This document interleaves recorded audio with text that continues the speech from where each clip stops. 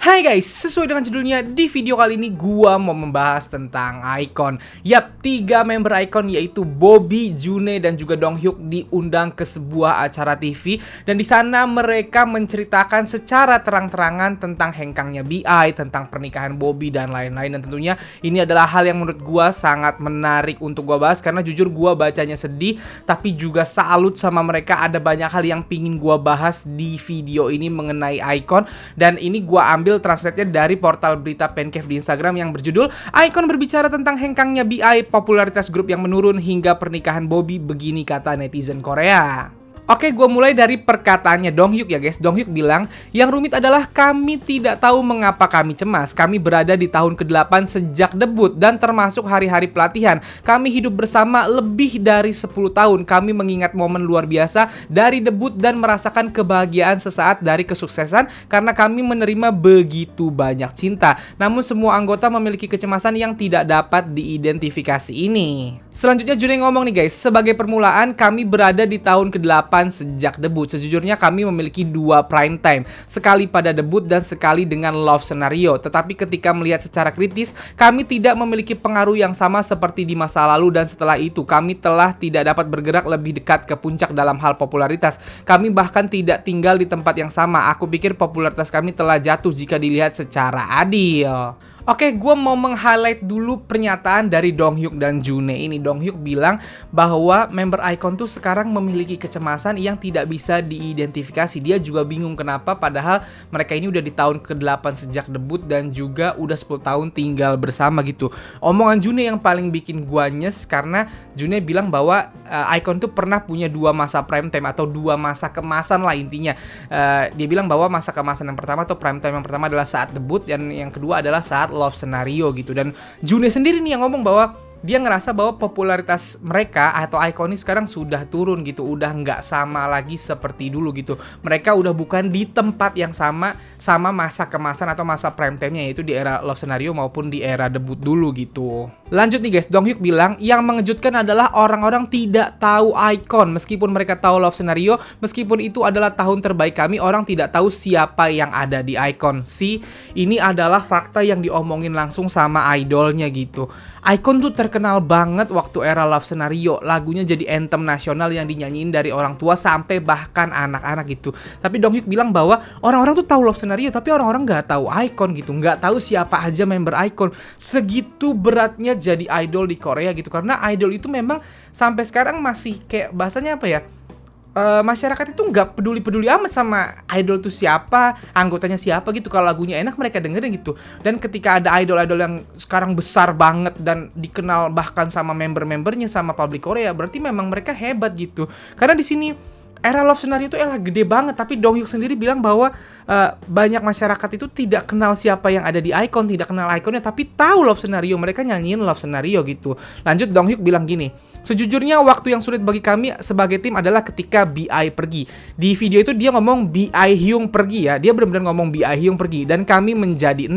Aku tercengang bahwa pemimpin itu tidak ada dalam tim yang melakukan begitu banyak untuk kami. Selama waktu itu aku tidak berpikir para anggota mengambil satu langkah keluar dari kamar mereka. Yap, di sini Donghyuk terang-terangan ngomongin soal BI pergi. Dia bilang waktu terberat adalah ketika BI akhirnya pergi dan mereka menjadi 6 gitu. Dia tercengang, dia bengong, dia bingung gitu karena pemimpinnya pergi, pemimpin yang selama ini melakukan begitu banyak hal untuk kami gitu. Selama waktu itu aku tidak berpikir. Dia bahkan bilang bahwa para anggota tetap di kamarnya aja, nggak keluar-keluar kamar waktu BI akhirnya keluar dari iKON gitu. Dan itu memang adalah waktu yang sangat menyedihkan, waktu yang sangat berat, dan kita akhirnya tahu nih member iKON juga merasakan kesedihan yang begitu berat sampai mereka bahkan nggak keluar kamar gitu karena memang perannya BI itu ketika itu vital banget dalam grup gitu. Gue bahkan berani bilang bahwa ibarat kalau iKON itu adalah manusia, anggota badan gitu, BI itu adalah otak gitu. Manusia itu kalau otaknya dicopot ya mati gitu, karena otak ini yang mengatur semuanya gitu. Dan BI ketika itu hilang, iKON kehilangan otaknya, bahasanya seperti itu. Dan itu benar-benar sesuatu yang menyedihkan. Gue kerasa banget kalau kalian sambil nanti nonton klipnya, bagaimana cara Donghyuk ngomong dan bagaimana dia menunjukkan ekspresi sedihnya itu, aduh sedih banget. Terus June ngomong gini guys, seolah-olah itu adalah berita orang lain, alih-alih merasa sedih itu tidak terasa nyata sih. June bahkan sampai bilang bahwa dia nggak percaya kalau yang ada di berita itu adalah leadernya sendiri, BI gitu. Dia ngerasanya kayak itu berita orang lain, ini nggak nyata gitu. Sempet ngalamin tuh, ya Allah gua aja waktu itu kayak ini beneran gak sih? Masa begini sih? Ya apalagi ikonik yang cinta, apalagi member ikonnya sendiri gitu ya, bener-bener ngerasa gak nyata. Bobby bahkan ngomong gini, aku bahkan tidak bisa berpikir apa yang kita lakukan sekarang. Selama beberapa bulan, aku hanya menjalani setiap hari dengan berpikir dia sudah pergi. Ketidakhadiran seseorang yang pernah tinggal bersamaku terasa pahit. Karena teman yang telah aku habiskan waktu bersama bertahun-tahun sampai kemarin tiba-tiba hilang. Bobby juga bilang, karena anggota seperti Pilar yang melakukan begitu banyak untuk tim sekarang telah pergi, aku berpikir apakah ini akhir dari Icon sih. Bobby bahkan sampai berpikir apakah ini akhir dari Icon. Dia bingung gitu. Sekali lagi di sini highlightnya dari perkataan Donghyuk dan Bobby bahwa mereka merasa bahwa BI adalah otaknya Icon, orang yang begitu banyak melakukan hal untuk Icon, yang ngurus mereka selama ini as a leader gitu, tiba-tiba hilang gitu. Dan ini yang udah lama gue pengen omongin, tapi sebenarnya nggak etis, nggak enak waktu dulu-dulu gitu. Sekarang gue harus ngomong bahwa memang harus diakui dulu saat sebelum BI keluar gitu, Icon itu memang terasa BI banget kan. Maksudnya memang BI itu ya tadi gue bilang otaknya banget, dan memang bahkan gue nyebutnya gini ya, ini era sebelum BI keluar gitu. Icon itu udah punya genre sendiri sebenarnya kalau kalian sadarin gitu ya. Di luar title tracknya, kalau kalian ngomongin title track kayak Rhythm Ta, kalau kalian ngomongin title track kayak Killing Me, kalau kalian ngomongin title track kayak Bling Bling gitu, itu adalah genre hip hopnya BI gitu. Tapi sebenarnya lagu-lagu yang paling banyak diciptain BI itu adalah B-side-nya Icon, yang menurut gua kalau sampai sekarang gua ditanya B-side grup boy group mana yang paling banyak gua dengerin setelah Big Bang bias gua, jawabannya adalah Icon gitu. Dan lagu-lagu B-side-nya Icon itu punya apa ya, rasa yang mirip, yang memang itu adalah genrenya BI gue nyebutnya. Kalian yang ikonik pasti ngeh lah lagu BI yang kayak Ayah niga na na na na, yang lagu Best Friend, atau Long Time No See, atau yang Oh Memoe. Oh, itu adalah lagu-lagu yang hanya bisa diciptakan BI. Itu adalah trademarknya BI, dan itu yang menurut gue adalah genrenya Icon. Ada banyak sekali orang-orang yang menyukai lagu-lagu apa bahasanya ya, B-side-nya Icon itu, karena itu adalah lagu-lagu yang BI banget dah, pokoknya lagu BI banget. Dan itu yang hilang ketika akhirnya BI hilang gitu. Bukan title track doang ya. Kalau title track mah cuma satu dari segitu banyak album gitu. Yang banyak orang cintai dari Icon tuh bukan cuma title track ya, tapi B-side-nya yang memang enak semua gitu. Dan B-side-nya Icon, lagu-lagu di album Icon itu yang punya pola, yang punya genre sendiri, yang gue sebut adalah genrenya BI, genrenya Icon gitu. Dan itu hilang total ketika akhirnya BI pergi dari Icon gitu. Ketika BI akhirnya keluar, walaupun Icon comeback nih, lagu-lagu Icon masih masuk di telinga gua, tapi gua bener-bener terasa atau bener-bener merindukan lagu-lagu Icon kayak Best Friend, kayak Long Time No See, kayak What You Doing, yang kayak gitu-gitu, lagu-lagu yang tenang, santai, tapi apa bahasanya ya? Tapi ngena banget di hati. Nah, dan itu hanya bisa dilakukan oleh BI. Siapapun produser musik di Korea nggak akan bisa nyiptain lagu kayak gitu, karena itu udah trademark atau gaya masing-masing orang. Sama kayak Teddy di YG. Kita yang nggak ngerti musik aja kita tahu gaya lagunya Teddy, gaya title tracknya Teddy. Kalau kalian denger lagu kayak Nega Cingcalaka, I'm the Best-nya 21, Fantastic Baby-nya Big Bang, atau Bang Bang Bang-nya Big Bang, atau Dududunya Blackpink, How You Like That ya Blackpink. Pokoknya lagu-lagunya Teddy, lagu-lagu yang ada campur tangan Teddy-nya, kita tahu polanya. Makanya kan pernah ada kritikan ke Blackpink, lagunya Blackpink gitu-gitu aja. Karena lagunya Blackpink, title tracknya Blackpink memang diciptain Teddy. Dan semua, lu gak perlu ngerti musik untuk tahu bahwa oh lagunya Teddy kayak gini, ini lagunya Teddy nih, gaya kayak gini nih. Dan berhasil kan. Sebenarnya kita yang nggak ngerti musik aja bisa ngeh kalau oh ini lagu Teddy tuh polanya kayak gini, ini pertamanya kayak gini, nanti ada bagian rap kayak gini, nanti di akhirnya dengan oh ya yang rame-rame gitu kan. Nah, kita yang nggak ngerti musik aja ngerti itu, apalagi produser-produser lain pasti tahu, agensi lain pasti tahu, dan mereka sebenarnya bisa niru pola itu kalau mereka mau grupnya maju atau sehebat Blackpink atau sehebat Big Bang gitu. Tapi adakah yang bisa nyiptain lagu kayak Teddy? Nggak bisa, karena itu adalah trademark dari masing-masing produser. Sama kayak BI gitu. Lagu BI ini lagu yang nggak bisa ditiru orang lain gitu. Dan gua nggak dapet feel lagu-lagu kayak Long Time No See lagi, kayak Best Friend dan lain-lain lagi di grup manapun sampai sekarang. Itu yang sangat terasa kehilangan kita gitu. Dan itu yang terasa juga bagi member iKON gitu. Mereka sangat kehilangan sosok sentral, sosok penting dalam grupnya. Selanjutnya guys, Bobby bilang mereka dulu memanggilku mood maker ketika pertama kali debut, tetapi belakangan ini aku pikir aku menjadi sangat pendiam. Aku merasa canggung dengan semua orang. Sejujurnya ini canggung dengan semua orang. Aduh, kasihan banget ya. Bobby padahal dulu katanya mood maker, sekarang malah jadi canggung sama orang. Bobby juga bilang, sekitar waktu itu aku pikir hidup sebagai selebriti benar-benar berbeda dari yang aku bayangkan. Pada saat itu aku menerima banyak cinta dan pengakuan untuk show me the money. Dan setelah itu aku pikir aku dapat menunjukkan diriku dan musik seperti yang aku inginkan gitu. Tapi ternyata nggak sesuai dengan apa yang dia bayangkan. Bobby juga bilang, orang-orang tidak ingin melihat aku. Mereka ingin melihat orang yang mereka inginkan dariku. Tidak ada alasan untuk 100% jujur. Aku ingin beristirahat, tetapi saya harus memenuhi harapan dan perhatian orang lain. Jadi aku tidak bisa tidur. Meskipun aku tidak puas dengan gaya hidup seperti ini, aku merasakan tekanan bahwa aku harus melanjutkan. Nah, ini yang paling apa bahasanya ya? Yang paling berat jadi seorang idol gitu, bahwa kadang-kadang cita-cita mereka jadi idol tuh, wah kayaknya jadi idol seneng ya, pengen bisa hidup like idol gitu. Pas udah jadi idol ternyata baru terasa bahwa kehidupan idol tuh tidak menyenangkan ternyata, karena dia harus, nih Bobby sendiri bilang bahwa orang-orang tuh nggak pengen ngelihat dia, tapi orang-orang tuh pengen ngelihat dia yang ada di pikiran orang-orang tersebut. Ngerti gak? Orang-orang nggak pengen ngelihat aslinya Bobby. Bobby tuh pengen nunjukin aslinya dia tuh begini gitu. Tapi kata Bobby, orang-orang tuh pengennya ngelihat Bobby yang selama ini mereka bayangkan gitu, yang selama ini mereka lihat gitu. Bobby nggak bisa menjadi jati dirinya yang asli gitu, menjadi Bobby yang sebenarnya gitu. Bobby hanya jadi Bobby yang ada di panggung gitu. Bobby nggak bisa jadi Kim Ji Won lah, intinya seperti itu. Lanjut nih guys, terakhir para anggota berbicara tentang pengumuman mengejutkan Bobby Agustus lalu bahwa dia akan menikah dan menjadi seorang ayah. Donghyuk bilang, aku pikir dia memberitahu kami semua secara individual, aku hanya memeluknya dalam diam. Dia banyak menangis, ini pertama kalinya aku melihatnya menangis sebanyak itu. Oke, kata Donghyuk, Bobby nangis waktu ngumumin itu ke teman-temannya. Donghyuk juga bilang, karena aku mengenal Bobby dan kepribadiannya dengan baik, alasanku memeluknya adalah karena fakta bahwa dia memberitahu aku, berarti dia sekarang bertanggung jawab atas sebuah kehidupan, dan bahwa situasi ini telah terjadi. Aku merasakan semua emosi ketakutannya sampai aku bahkan tidak bisa mengatakan apapun kepadanya. Lanjut, June bilang perspektif Bobby tentang segalanya telah berubah. Bagiku apa yang ingin aku lakukan adalah yang utama, tetapi aku merasa bahwa dia hidup dengan memikirkan keluarganya terlebih dahulu daripada apa yang dia inginkan. Sih, kata June, Bobby sekarang udah nggak kayak dulu gitu, nggak kayak dia. Kalau June yang paling penting adalah dirinya, apa yang pengen dia lakuin gitu. Kalau sekarang Bobby adalah yang pertama adalah keluarganya, dia nggak mikirin dirinya sendiri dulu gitu. Anjay, mantep banget Bobby, tanggung jawab. Bobby juga bilang, aku merasa sangat menyesal terhadap iKON. Meskipun merupakan berkah memiliki bayi, itu adalah situasi di mana aku bisa menjadi ketidaknyamanan bagi grup tempat aku berada karena pekerjaan khusus menjadi seorang idola. Oke, Bobby ngerasa nggak enak gitu karena dia akhirnya punya anak gitu.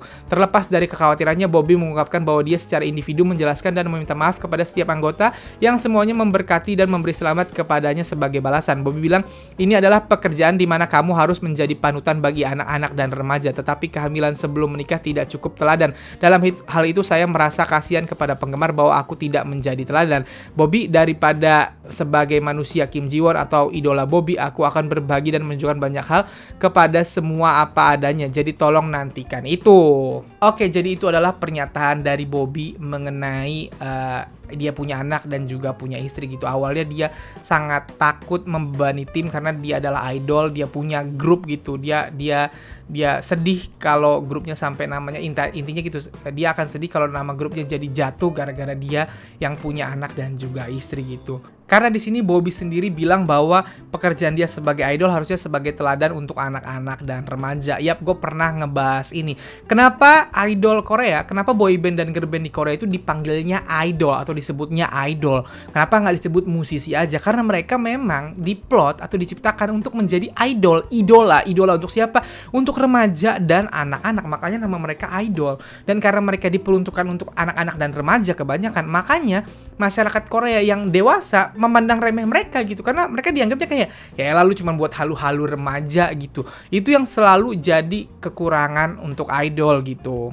Nah, terakhir portal berita Pancave ini mengutip beberapa komen dari Kanets mengenai penampilan iKON di acara tersebut gitu, yang ngomongin tentang perginya BI dan juga kehamilan istrinya Bobby gitu, atau Bobby yang punya anak gitu. Nah memang komentar-komentarnya kurang baik, tapi ada satu komen yang pingin gue highlight karena menurut gue masuk sama pembahasan gue di sini. Kata-katanya gini, aku melihat siaran ini dan aku benar-benar merasa Bobby akan menjalani kehidupan terbaik jika dia tidak menjadi idol gitu. Sebenarnya ada satu komen lagi tapi mirip-mirip sama ini, dan ini yang menurut gue sangat menarik gitu. Di sini dia bilang, dan dari yang kita omongin tadi kan kita udah jelas bilang udah jelas dengar gitu ya, Bobby bilang bahwa waktu dia menang Show Me The Money itu dia dapat banyak sekali perhatian, dapat sekali puja-puji. Memang Bobby waktu menang Show Me The Money itu dianggap anak emas banget, dianggap orang hebat banget di waktu itu, sampai jadi Man of the Year di salah satu majalah gitu. Bobby itu gue inget banget di era itu, karena gue udah ngikutin. Bobby itu sempet ditanya, Bobby itu masih mau lanjut di YG terus jadi icon, atau mau ikut agensi mentornya aja, mentor dia di Show Me The Money, Doki waktu itu Illionaire gitu. Karena banyak orang bilang bahwa dengan kemampuan rapnya Bobby yang sehebat itu, menjadi orang pertama dari dunia idol nih yang menjadi juara Show Me The Money. Show Me The Money adalah kompetisi rapper paling keras di Korea, di mana yang ikut adalah rapper-rapper underground, di mana rapper idol sampai detik ini masih dipandang sebelah mata, masih dianggap sama mereka, ya elah rapper idol doang gitu, masih dianggap seperti itu gitu. Dan Bobby berhasil memecahkan itu semua gitu, dan Bobby jadi orang yang benar-benar dapat respect dari kebanyakan idol, dari kebanyakan rapper underground zaman sekarang gitu. Nah ketika ditanya itu, Bobby bilang bahwa dia tetap mau di YG karena YG yang membesarkan dia gitu. Bobby setia banget sama YG gitu. Padahal waktu itu dia punya kesempatan, kalau dia mau sebenarnya dia bisa aja berhenti dari YG dan ikut Illionaire, ikut Doki, karena memang genre musiknya Bobby sempat bilang waktu itu kalau secara genre dia memang cocok sama Illionaire karena dia hip hop banget. Nah balik di pernyataan Bobby tadi, Bobby kan sempat bilang bahwa dia itu dapat puja-puji di Show Me The Money gitu, dan dia berpikir bahwa kehidupan jadi artis tuh bakal seru nih, bakal enak ke depannya. Ternyata setelah dia menjalani kehidupan as idol bersama icon, ternyata ya itu tadi yang dia bilang, orang-orang tuh nggak pengen lihat dia sebagai dirinya sendiri, tapi sebagai, kalau gue nyebutnya sebagai apa ya, sebagai kehaluan gitu. Itu yang banyak orang sampai sekarang, banyak K-popers yang hidup dalam kehaluan itu gitu. Gua nggak tahu banyak yang sadar apa enggak gitu. Apa yang kalian lihat di kamera itu adalah image yang dibentuk entah oleh idolnya, entah oleh agensinya, bukan dia as manusianya gitu. Dia as manusianya, as manusia normalnya. Kita nggak tahu apakah dia sesedih apa sebenarnya, apakah dia banyak berpura-puranya, kita nggak pernah tahu gitu. Bobby di sini menyiratkan bahwa dia pengen nunjukin dirinya yang asli, tapi orang-orang kayak nggak pingin ngelihat dia yang asli itu seperti apa. Pengennya ngelihat Bobby yang mungkin kalau di mata orang yang swag, yang harus perfect gitu. Nah, sedangkan dia mau nunjukin kalau ya gue manusia biasa gitu. Dan kalau menurut gue ya, sebenarnya yang nggak cocok sama kehidupan idol tuh bukan cuman Bobby gitu, tapi sebenarnya adalah artis YG di era dulu menurut gua gitu. Karena gini ya, buat kalian yang nggak tahu, YG Entertainment itu awalnya bukan agensi idol guys. Idol itu sudah ada dari tahun 90-an, dimulai dari SM bikin HOT, habis itu ada agensi DSP bikin Seskis gitu, lalu ada JYP bikin GOD itu di era angkatan pertama gitu. YG udah ada dari tahun 90-an, tapi YG sama sekali tidak mendebutkan idol gitu. YG itu datang dengan grup-grup hip hop, grup-grup R&B gitu. Bener-bener kalau kalian lihat YG dulu, itu kayak kalian kalau sekarang ngelihat AOMG-nya J-Park, tau nggak, agensinya Lee Hai sekarang yang ada Simon Dominic, ada Grey. Nah, YG dulu tuh kayak AOMG sekarang gitu. Agensi yang isinya bukan mendebutkan idol gitu. Dan satu dekade tuh dari 96 pertama kali idol muncul di Korea, itu YG nggak pernah ikutan bikin idol. Mereka artisnya hidup bebas layaknya artis AOMG-nya J-Park sekarang gitu. Sampai pada tahun 2006 yang Hyunsuk akhirnya berpikir untuk menciptakan idol gitu, mendebutkan idol, dan akhirnya YG mendebutkan idol pertama mereka yaitu Big Bang. Dan kalau kalian bisa rewind sendiri, kalian bisa cari sendiri bukti-buktinya, kalian bisa lihat sendiri Big Bang seperti apa di awal debut. Debutnya Big Bang pun walaupun mereka disebut idol, tapi nggak bener-bener idol. Big Bang tuh menentang semua aturan idol gitu. Mereka dari gayanya, style fashionnya, mukanya, idol tuh selalu terlihat bersih, cantik. Walaupun cowok gitu ya, flower boy lah intinya. Idol tuh selalu diplot seperti itu gitu. Sedangkan Big Bang datang dengan konsep yang gue bisa bilang konsepnya itu anak jalanan banget, yang saat itu menentang banget lah gitu. Sampai akhirnya Big Bang jadi besar, dan akhirnya nama YG jadi agensi idol besar karena Big Bang, dan abis itu mendebutkan 21 yang dimana 21 diplot seperti Big Bang juga gitu. Sehingga saat itu nama YG jadi terkenal sebagai agensi idol, padahal idolnya baru 2, Big Bang dan 21. Agensi idol tapi dengan sistem yang sangat tidak idol gitu, dimana idolnya bebas bersenang-senang, bebas menjalani hidup semau mereka gitu. Mereka sering kali digosipin pacaran, YG-nya tenang-tenang aja gitu. Mereka subunit, mereka boleh menciptakan lagu sendiri, di mana di saat itu idol-idol belum boleh menciptakan lagu sendiri sama agensinya. Kalau sekarang itu salah satu pionirnya Big Bang tuh. Gara-gara Big Bang akhirnya sekarang banyak agensi yang membolehkan artisnya untuk menciptakan lagu sendiri. Awalnya cuman YG doang tuh yang ada di yang boleh artisnya menciptakan lagu sendiri, yaitu Big Bang dan juga 21 gitu. Mereka bikin subunit rapper waktu itu, GD Top. 21 tampil dengan sangat badass di mana agar grup lain tampil harus cantik, harus sempurna, 21 justru tampil dengan garang, dengan menunjukkan pesona mereka gitu. Intinya YG mendebutkan idol tapi dengan style yang gak idol, dengan gaya hidup yang sangat tidak idol gitu. Dan kayaknya itu jadi salah satu alasan kenapa di era itu YG sangat terkenal, dan akhirnya banyak anak muda yang saat itu belum jadi idol pinginnya masuk YG gitu. Bahkan dulu banyak banget artis-artis atau idol-idol dari agensi lain yang udah debut di agensi lain tapi terang-terangan bilang mereka pengennya jadi artis YG gitu. Mereka pengen ke YG sebenarnya. Banyak dulu omongan-omongan kayak gitu dari idol-idol terang-terangan di TV gitu. Dan kayaknya member Winner, member iKON, member Blackpink dan lain-lainnya itu masuk sama YG kan mereka melihatnya Big Bang dan 21 dong awalnya gitu. Masuk YG karena mereka merasa, wah, gue pengen jadi idol yang seperti Big Bang, yang seperti 21, yang terkenal, bisa nyiptain lagu karya gue sendiri, bisa hidup sesuka hati gue, bersenang-senang, tidak seperti idol lain yang penuh dengan aturan gitu. Tapi nyatanya ada 1-2 hal yang terjadi di YG, dan kita tahu YG bahkan sampai jadi dijuluki pesantren gitu. Pesantren itu bukan YG banget, dulu YG boro-boro ada pesantren-pesantrennya gitu, dan akhirnya ya YG jadi apa ya, idol-idol YG jadi akhirnya ngikut arus untuk ya dijaga ketat layaknya agensi lain menjaga idolnya gitu. Dan mungkin itu yang bikin apa bahasanya ya, sampai ada komentar bahwa Bobby atau member iKON ini sebenarnya nggak cocok jadi idol. Bukan nggak cocok jadi idol, mereka itu masuk YG karena pengen jadi idol seperti Big Bang gitu. Tapi akhirnya karena 1-2 hal masalah yang terjadi, idol YG jadi harus hidup seperti atau harus mengalami atau menjalani kehidupan layaknya idol dari agensi lain gitu. Salah nggak hidup seperti idol agensi lain? Nggak salah gitu. Memang idol tuh harusnya seperti yang di agensi lain gitu.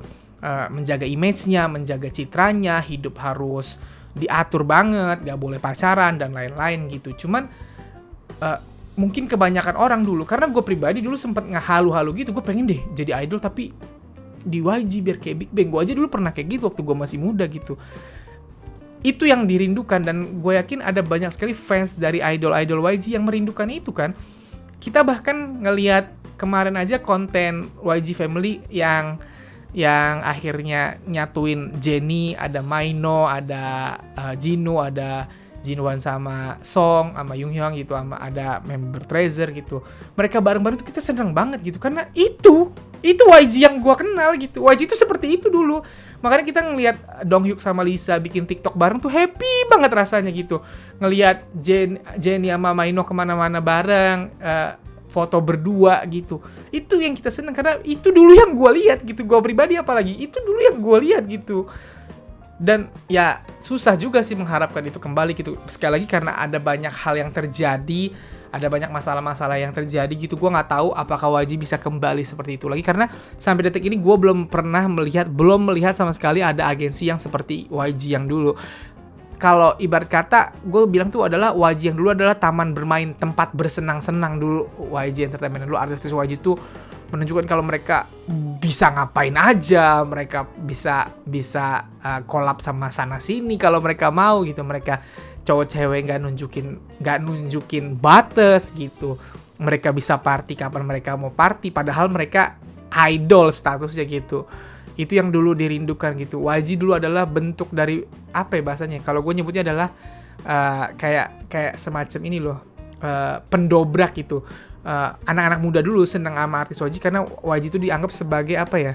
Ya itu pendobrak dari aturan-aturan yang selama ini ada gitu, kayak idol harus ganteng, harus cantik. Terus tiba-tiba YG nunjukin bahwa nggak juga, idol nggak mesti ganteng-ganteng seganteng itu, nggak mesti secantik itu gitu. Idol dulu harus yang kayak stylenya sama semua, kalau lagi tren ini semuanya begitu. YG nunjukin kalau bisa kok idol botak, bisa kok idol rambutnya cepak, bisa kok idol nggak perlu operasi plastik. Nah itu dulu terjadi gitu, dan sekarang enggak gitu. Dan melihat apa yang diceritakan iKON sekarang, gue bener-bener sedih sih gue. Bacanya tuh gue bener-bener, apalagi kalau nonton ya, ada tuh di YouTube tuh ada yang upload fullnya gitu, dan melihat mereka, gue gak ngerti bahasa Korea jadi gue gak ngerti mereka ngomong apa, tapi melihat mereka berekspresi aja gue udah sedih banget. Dan sejujurnya banyak yang nanya ke gue, bang menurut lu iKON akan perpanjang kontrak apa enggak gitu. Gue jujur gue nggak bisa ngebaca sama sekali, iKON kontraknya habis tahun ini kan, gue nggak bisa ngebaca sama sekali apakah iKON akan perpanjang kontrak atau enggak. Dan apapun yang mereka pilih gue sih setuju sih, bakal gue dukung aja gitu, karena memang kayak sekarang di sini jelas Bobby ngomong nama Hanbin di acara tersebut, Donghyuk manggil BI Hyung gitu, maksudnya sangat terlihat kalau kalian lihat Instagram member iKON semuanya udah follow-followan lagi sama Hanbin sama BI gitu. Maksud gue hubungan mereka tuh as pertemanan, as leader dan anggota tuh kayaknya nggak sama sekali hilang gitu. Mereka cuma terpisah, udah bukan bagian dari grup lagi aja. Jadi gua nggak bisa ngebaca ke depannya gitu, apakah mereka mau bareng-bareng BI lagi, kita nggak tahu kan ke depannya akan seperti apa. Apakah nanti akan ternyata mereka memutuskan untuk balik ke BI, atau bikin grup baru bareng BI, atau perpanjang kontrak di YG as iKON, ya udah iKON tetap berenam gitu. Atau mungkin nanti ada yang beberapa keluar dari agensi, beberapa tetap bertahan. Kita nggak tahu ke depannya kayak gimana, dan gue jujur gue dukung aja apa yang mau mereka lakukan. Atau seperti GOT7 kan justru keluar dan ngambil hak propertinya seperti GOT7 sekarang, itu semua bisa terjadi gitu. Dan apapun itu gue dukung aja sih. Gue ngeliat sekarang member iKON tuh udah kayak ya udah nyantai lah gitu. Walaupun mereka tadi bilang mereka masih punya kecemasan, gue doain sih kecemasan mereka segera hilang dan bisa menjalani hidup sesuai dengan kebahagiaannya masing-masing gitu. iKON sampai sekarang gue masih inget banget, gue dulu pernah ngebahas mengenal iKON, gue bahkan sampai nulis bahwa calon raja baru K-pop, saking gue seyakin itu sama iKON di era tersebut gitu. iKON tuh kayak apa ya, ini pasti bakal gede banget sih gitu, tapi ternyata adalah masalah yang menerjang, masalah yang sangat amat berat gitu, masalah yang bikin of course orang-orang yang sayang iKON, orang-orang yang ngefans iKON sedih gitu, termasuk member iKON-nya sendiri gitu. Jadi ya itu yang pengen gue bahas tentang iKON di sini, sesuatu yang menurut gue grup yang gue bahasanya sangat gue idolakan gitu, harus mengalami hal ini. Gue sekali lagi doain yang terbaik untuk semua membernya ke depannya, apapun yang mereka pilih gue akan dukung gitu. Dan gue pengen nanya pendapat kalian mengenai berita ini, mengenai apa yang dibahas Bobby, Donghyuk, dan June di sini. Silahkan kalau kalian punya pendapat tuliskan di kolom komen ya guys. So guys, jadi segitu aja video gue kali ini. Kalau kalian suka video ini seperti biasa silahkan like dan share ke teman-teman K-popers sekalian. Kalau kalian mengenal gue, kalian bisa follow gue di Instagram, dan kalau belum subscribe channel gue silahkan di subscribe. Sekian dari gue, bye.